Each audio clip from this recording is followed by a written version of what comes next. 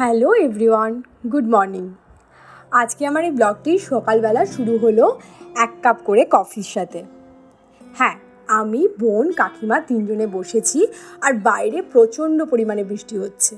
আজকের দিনটা হলো ঠিক ডানা ঝড় হওয়ার পরের দিন, যেদিন কলকাতাতে প্রচণ্ড পরিমাণে বৃষ্টি হয়েছিল। আর সকাল সকাল কফি খেতে খেতে আমরা ডিসাইড করলাম যে আজকে রান্নাতে কি হবে। কারণ সত্যি কথা বলতে সকাল থেকে উঠে প্রচণ্ড ল্যাদ লাগছিল, কিছুতেই কোনো রান্নাবান্না করতে ইচ্ছা করছিল না, আর কোনো রকম উপায়ও ছিল না বাইরে যাওয়ার। তাই অগত্যা বাড়িতেই রান্না করা শুরু করব। আর সেই রান্নাতে কি হবে না হবে সেটাই ডিসকাস করছিলাম। তো সবাই বলল যে খিচুড়ি করা যাক, খুব চটজলদিও হবে, আর খিচুড়ির সাথে আলুর দম, মানে আলুর কষা, দমের কষা টাইপের, আর সাথে পাঁপড় ভাজা, ব্যাস আর কিছু না। আর ডুগুর জন্য মাছের ঝোল, যেটা আগের দিন করাই ছিল, তাই এতটা চাপ নিইনি। তাই আমরা সকাল সকাল কফি খেয়ে এদিকে রান্নাঘরে চলে আসলাম সমস্ত কিছু প্রস্তুতি করতে। কাকিমা, বোনও অনেকটা হেল্প করেছে। বোন ডুগুকে কিছুটা সামলেছে, কাকিমা এসে আমাকে একটু হেল্প করে দিয়েছে ধোয়াধুয়ি করতে, আর সাথে নারকেলটা ফাটিয়ে নারকেলটাও কুড়িয়ে দিয়েছে, কারণ খিচুড়িতে একটু নারকেল দেবো। আর সাথে একটা মশলা করব, ওই টমেটো, আদা, কাঁচা লঙ্কা আর কয়েক টুকরো নারকেল কুচি ফেলে দেবো, দিয়ে সেটাকে পেস্ট করে নেব। খিচুড়িতেও দেবো কিছুটা, আর কিছুটা আলুর দমে। আর এভাবেই আজকে রান্নাটা হবে, আর খুব চটজলদিভাবে হবে, যাতে সেভাবেই ভেবেচিন্তে করাটা শুরু করেছি। যেরকম কোনোভাবে আগের থেকে ওই ডাল ভেজে তুলে নেওয়া এসব না, সব কিছু ধুয়ে ফেলেছি, মশলা কষিয়ে তার মধ্যে চাল ডাল দিয়ে সমস্ত কিছু একেবারে কষিয়ে গরম জল দিয়ে করব। মানে প্রথমেই আগে ফোড়নটা দিয়ে দেবো। যদিও আমার এখানে কথা বলতে বলতে আলুর দমটা প্রায় রেডি হয়ে গেছে। আলুর দমটা রেডি করে এবারে খিচুড়িটা বসাবো। আর খিচুড়ি করতে করতে বাইরের ওয়েদারটাও দেখছিলাম, যত বেলা বাড়ছিল তত জানি বৃষ্টিটা আরও বেশি হচ্ছিল। সত্যি সেদিন যে কী দিনটা গেছে সেটা আজও মনে পড়লে ভাবি যে কী না পরিমাণে বৃষ্টি হয়েছিল চারিদিকে। আর বৃষ্টির দিনে না আমার কেন জানি না মনটা একটু বেশিই খারাপ হয়। তখন ময়ূকের কথা খুব মনে পড়ছিল। আর অন্যদিকে ময়ূকের ওদিকে ওয়েদার ততটাই ভালো ছিল, কারণ ওর সাথে আমার ভিডিও কলে ফোনে কথা হচ্ছিল। এদিকে আমার খিচুড়িটা রেডি হয়ে গেছে, সাথে এরপরে লাস্টে একটু ঘিয়ের উপর 5 ফোড়ন ফেলে ফোড়ন দেবো, তাতে ফ্লেভারটা খুব ভালো আসে। আর খিচুড়ি রান্না করছি, ময়ূকের কোনোই আফসোস নেই, কারণ ময়ূক অতটা খিচুড়ি খেতে ভালোবাসে না। এটাই যদি অন্য কিছু রান্না করতাম তাহলে ময়ূকের হয়তো একটু মনটা খারাপই হতো। তাই খিচুড়িটা রান্না করে অপর দিকে কাকিমা তাড়াহুড়া করে পাঁপড়টাও ভেজে নিল, আর সোজা খাওয়ারের টেবিলে চলে যাব। তারপরে তার মাঝখানেই কাকিমা আবার ডুগুকে খাইয়েও নিয়েছিল, কারণ ও তো বাচ্চা, ও বেশিক্ষণ বসতে পারবে না। আর এইসব করতে করতেই প্রায় 1:30 বেজে গেছিলো। তাই ভাবছিলাম যে কত দেরি করে রান্না করেও এই তাড়াহুড়ায় করলাম বলে জিনিসগুলো তাড়াতাড়ি হয়ে গেল। আর এখানে আমি গরম গরম খিচুড়ি পরিবেশন করব। আমরা তো খিচুড়ি খাচ্ছি, অন্যদিকে ময়ূক বেরিয়েছিল জাপানের একটা জায়গা এক্সপ্লোর করতে। বেসিক্যালি লোকেশনটা হলো দাইবুৎসু। আর আজকের এই ভিডিওতে সেই দাইবুৎসুর ব্যাপারেও সব কিছু জানাবো।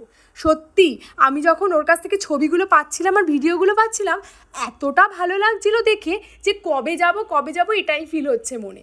যাই হোক, আমি খিচুড়ি খেতে খেতে সেই কথাগুলো মনে করি, আর ময়ূক ওদিকে প্রচণ্ড পরিমাণে আনন্দ করুক। এখন খিচুড়ি খেয়ে নেওয়া যাক। খিচুড়িটা এখন পরিবেশন করে নিই, আর উপর থেকে একটু অল্প ঘিও দিয়ে দিচ্ছি। যাক, এর সাথে জলপাইয়ের আচার আছে, যেটা চাটনির জায়গায় খাওয়া হবে। তবে হ্যাঁ, আমরা এখন খেয়ে নিই, আর ময়ূক ওদিকে দাইবুৎসুটা ঘুরে দেখুক, আর সেটাও আপনাদের সাথে শেয়ার করব। চলুন আমরা এখন খেতে বসি।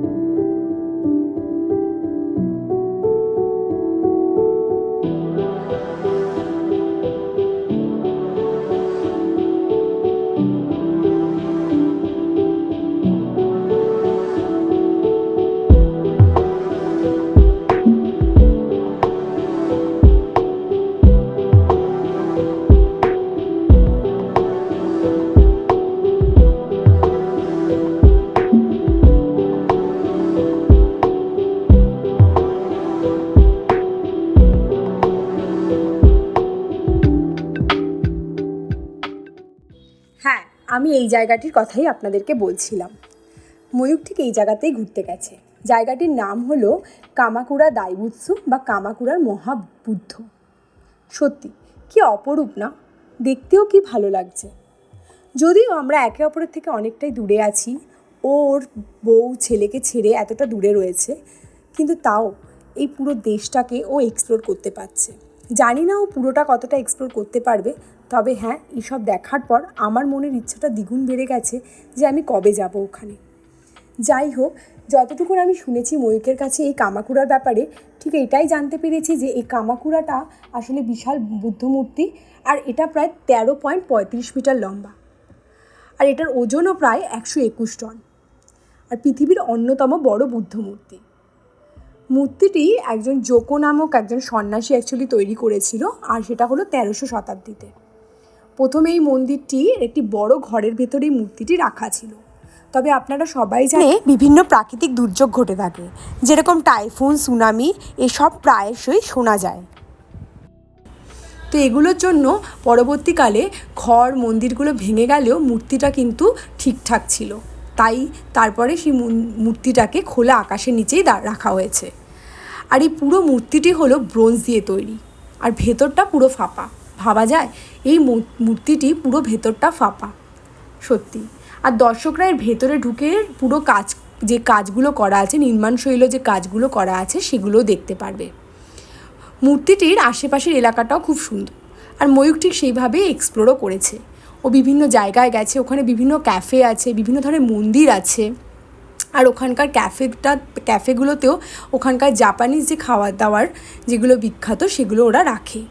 আর তবে হ্যাঁ, এটা অবশ্যই মাথায় রাখতে হবে, যেটা ময়ূকের কাছ থেকে শুনেছি, সেদিনও খুব সমস্যাতেও পড়েছিল, সেটা হলো ওখানকার কারেন্সি হিসাবে ক্যাশটা অবশ্যই আপনাদেরকে ক্যারি করতে হবে। জায়গাটা এত সুন্দর যে চোখই ফেরাতে পারছি না।